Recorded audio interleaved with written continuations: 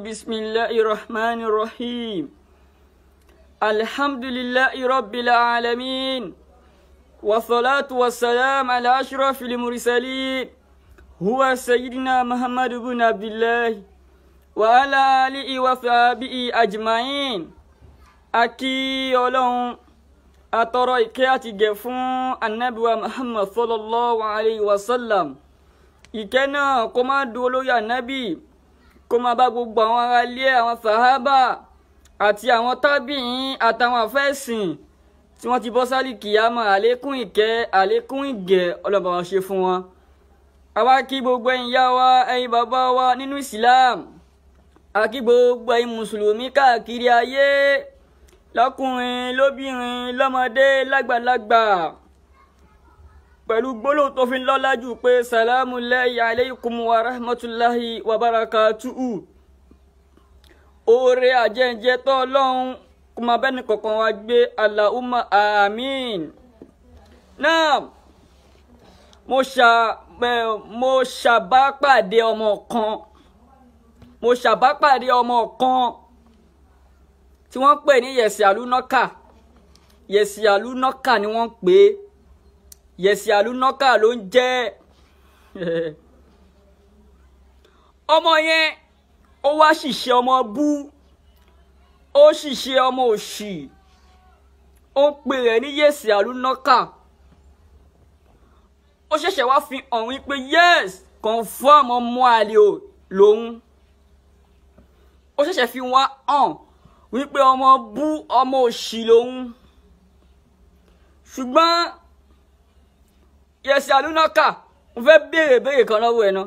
dúró náà o ṣòro pé Sheikh Imran Eleha wà nínú àfáà dáadáa ni mo béèrè lọ́wọ́ ẹ̀ ni o Yesaloonaka ṣòro pé Sheikh Imran Eleha wà nínú àfáà tó ń tutù kùtù ni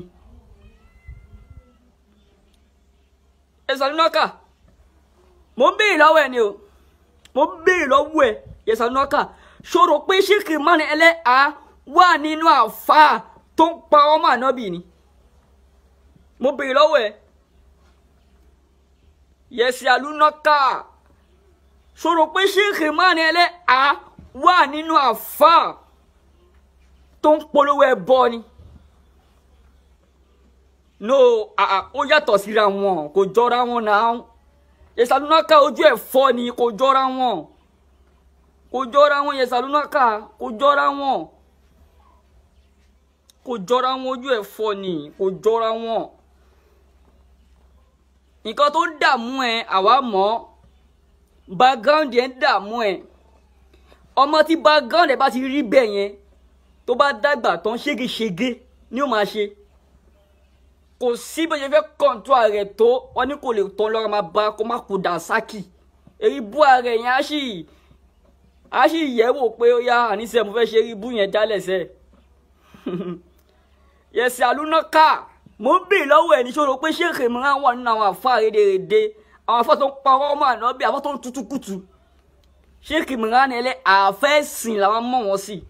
torí pé kí ni kò sọ̀rọ̀ tí wọ́n sọ kọjá tawhid látìgbà tá ti mọ̀ wọ́n polówó ẹbọ rí wọ́n sọ̀rọ̀ wọ́n tutù kùtù rí dẹ̀bá ń wà fún tó tutù kùtù kò jọra wọn Yesaloonaka ó jìnà gap gidi wà láàrin ẹ̀ Yesaloonaka àbọ̀gbọ́ kò jọra wọn gap wà ń bẹ jẹ́ kó lọ gbéláka ẹ̀ kalẹ̀ gap wà ń bẹ Yesaloonaka kò jọra wọn àwa dáàfà gbàmọ̀ adáfẹ́ sìn mọ̀ àbí kí ló ń ṣe adáàfà gbàmọ̀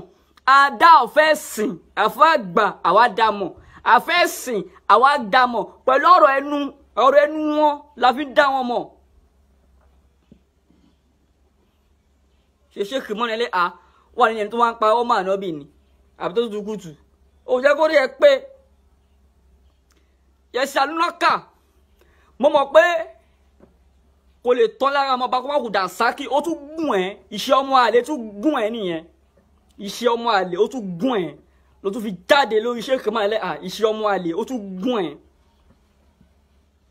ṣọwárí láti gbà tí àfa Saidi ṣì tù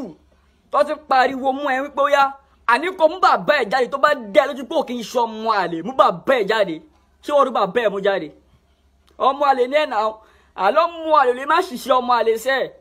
wọ́n ní ilé tó ń tòrò ọmọ àlè bí o ti dàgbà ni ilé tó ń tòrò sẹ́ẹ̀ ọmọ àlè bí o ti dàgbà tọmọ àlè bí bá dàgbà tán ilé náà máa dàrú ni Yesaloonaka wá mú ẹ àmọ́ ọ̀tún ẹ̀ náà ó dábàá bẹ́ẹ̀ mọ́ ó mọ́ bàbá ẹ̀ ọmọ àlè ní ẹ̀ náà bàbá ò ṣọ́ fún ẹ̀ tó bá dá ẹ lójú pé yes òun ṣọmọ àlè ni láti gbà tábà Saidi Shittu ti dúró lé ẹ lórí tí wọ́n ti dúró lé ẹ lórí pé ó yá mú bàbá ẹ̀ jáde ṣé wọ́n rí bàbá ẹ̀ mú jáde tó bá tiẹ̀ gbé fótò kan jáde pé gbogbo ayé bàbá mi rèé o tí bàbá náà bá ṣì wà láyé káwọn lọ béèrè lọ́wọ́ ẹ̀ pé bàbá ẹgbẹ́ ọ̀ṣọ́mọ yín lélẹ́yìí ọmọ àlè ní Yesaloonaka ó tún gùn ẹ ní iṣẹ́ ọmọ àlè tí gùn ẹ ló tún fi dúró lórí Sheikh Imran iṣẹ́ ọmọ àlè tún gùn ẹ àbí kan ṣe láká ẹ Sheikh Imran Eleha àwa dáfà àdáfò ṣìmọ̀ àwa àdáfò ṣìmọ̀ àdáfò eléri búmọ̀ àdáfà tó ń tutù kùtù mọ̀ àdáfà tó ń wọ tíra báyìí tó dẹ̀ ń tutù kùtù tó ń yí irọ́ mọ́ ànábì nìkan tá ànábì ò ṣe tó ń yí irọ́ mọ́ ànábì ṣé Sheikh máa wà nínú wọn ni kò jọra wọn Yesaloonaka kò jọra wọn kò jọra wọn ẹ̀yà wa ẹ̀yin bàbá wa nínú Islam tẹ́ bá mọ ọmọ tó ń jẹ́ Yesaloonaka yẹn tẹ́ bá mọ ọmọ tó ń jẹ́ Yesaloonaka yẹn tẹ́ bá mọ tẹ́ ń gbọ́ ẹlẹ́bọ ni Yesaloonaka ẹlẹ́bọ confam òun lọ́mọ yẹn ọmọ tó ń jẹ́ Yesaloonaka yẹn ẹ̀yà wa ẹ̀yin bàbá wa nínú ẹ̀sìn wàláyé ẹlẹ́bọ ni kíní dí ó sọ lẹ́nu ẹ̀ ó sọ jáde wípé òun ò tako yẹ̀pẹ̀ ó ní òun ọmọ àlè ara òun ọmọ ìgbà tó ti jẹ́ ọmọ àlè wá ṣe tako yẹ̀pẹ̀ ó lè tako yẹ̀pẹ̀ ìgbà tó jẹ́ pọ̀ ọmọ àlè ni ẹ́ ó lè tako yẹ̀pẹ̀ náà ìgbà tó jẹ́ sí pọ̀ ọmọ àlè ni ẹ́ wá ṣe tako yẹ̀pẹ̀ kó yẹ bu káwọn afẹ́ gbé ẹ tako káwọn afá ẹ kí wọ́n gbé ẹ tako káwọn afá ẹ kí wọ́n gbé ẹ ọmọ àlè wọ́n ilé tó ń tòrò sẹ́ wọ́n lọ́mọ àlè bí ò ti dàgbà ni Yesaloonaka ta ni bàbá rẹ ẹ mọ̀ di orúkọ rẹ̀ ìdí orúkọ rẹ̀ tó ń jẹ́ yẹn ìdí Yesaloonaka orúkọ rẹ̀ tó ń jẹ́ yẹn ẹ gbọ́ ni Yesaloonaka wọ́n á padà wá béèrè lọ́wọ́ rẹ̀ pé ta ni bàbá rẹ̀ ìdí tó fi ń jẹ́ Yesaloonaka nìyẹn nígbà tí gbogbo àwọn bàbá kò sí bàbá tó lè fọwọ́ sọ̀yà pọ̀ mọ́ mi rèé ìgbà tí ò dá bàbá ẹ̀ mọ́ kó má bàbá ẹ̀ oríṣiríṣi bàbá ló ń jáde pọ̀ mọ́ mi ní ọmọ mi ni kò dá bàbá ẹ̀ mọ́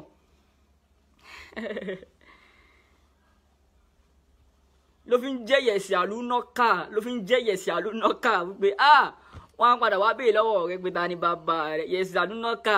tètè gbé bàbá rẹ̀ jáde káwọn ayé tètè mọ̀ tó bá yá sí pé ọmọ àlè ní ẹni jẹ́ káyé mọ̀ àwa mọ̀ tán ẹ o àwa mọ̀ history àwa mọ̀ tán ẹ o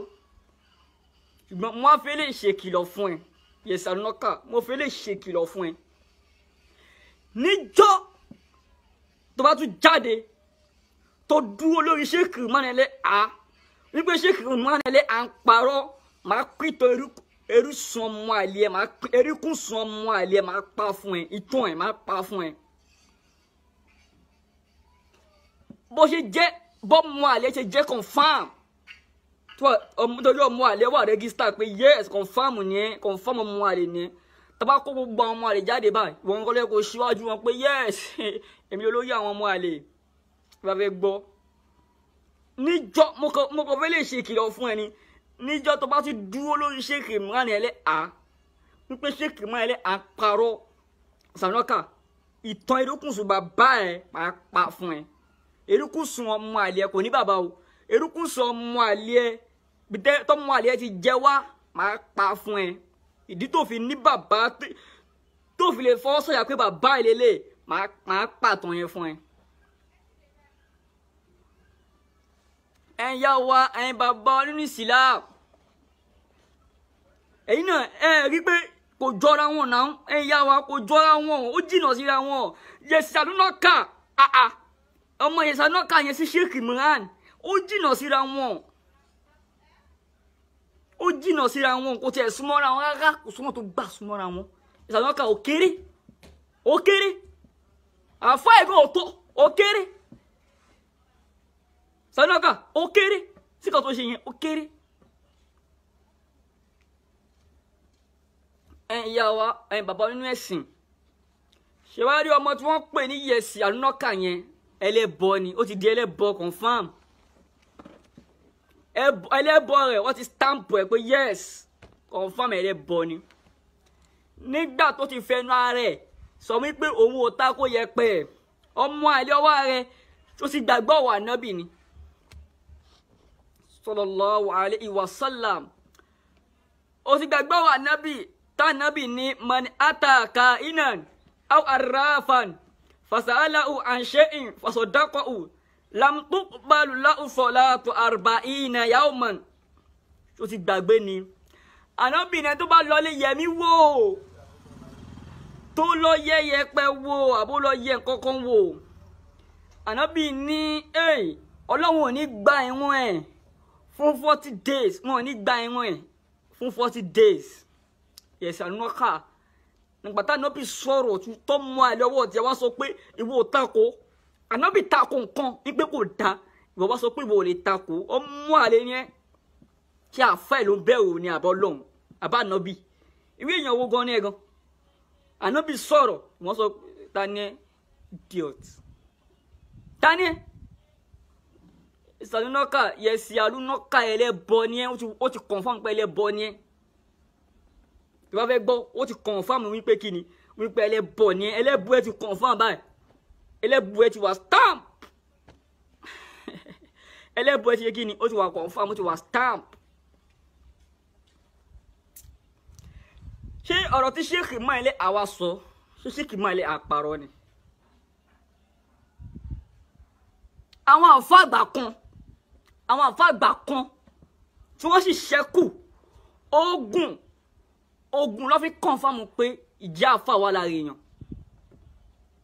confirm ọ̀rọ̀ tí Sheikh Imran Eleha sọ confirm ni bàbá confirm àwọn àfà mi a máa sọ fún ẹ wípé tó o báyìí tí ní nọ́ńkàlí tó fi mú owó lórí lábẹ́ tẹ́ o sì lè dàfà o sì di àfà wọ́n fi ta id wọ́n fi mú àfà mọ́ ogun làwọn àfà àgbà kan fi mú àfà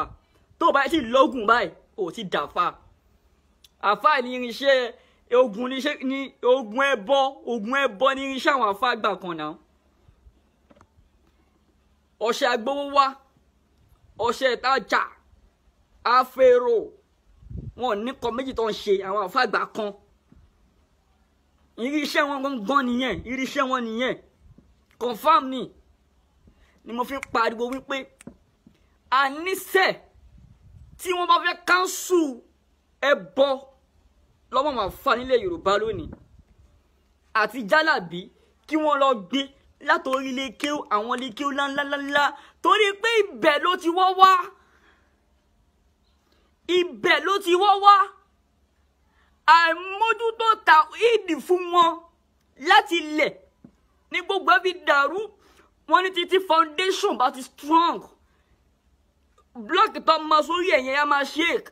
foundation ọ̀pọ̀lọpọ̀ àwọn ọmọ àná tí wọ́n jáde lè kéwú foundation wọn ò strong pẹ̀lú tàwíìdì wọ́n ti gbà wípé tó báyìí tí lóògùn ó ti dàfà lọ́n fi já sí pé wọ́n wá ní mùrádì kankan yàtọ̀ sí pé kí wọ́n jókòó ti jálàbí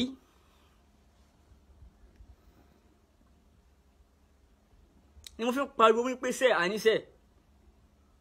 tí wọ́n bá fẹ́ gbé iṣẹ́ yẹn sẹ́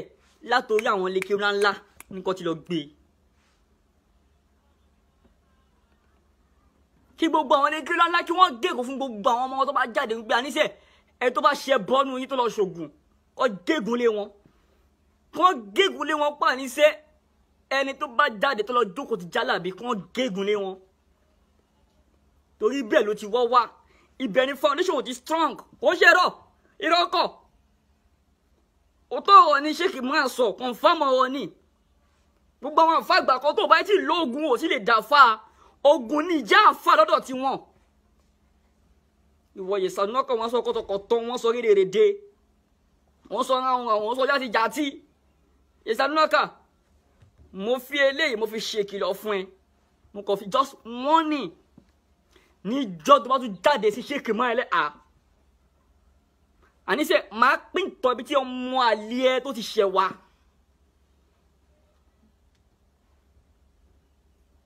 ibi tó fi tí gbogbo ẹ̀ fi mọ̀ pé yes confam ọmọ àlè ni ẹ máa pín tẹ̀ fún ẹ ṣùgbọ́n mo fẹ́ lè kìlọ̀ fún ẹ ní Yesaloonaka ẹ̀yin ìyá wa ẹ̀yin bàbá wa nínú Islam torí t'Ọlọ́run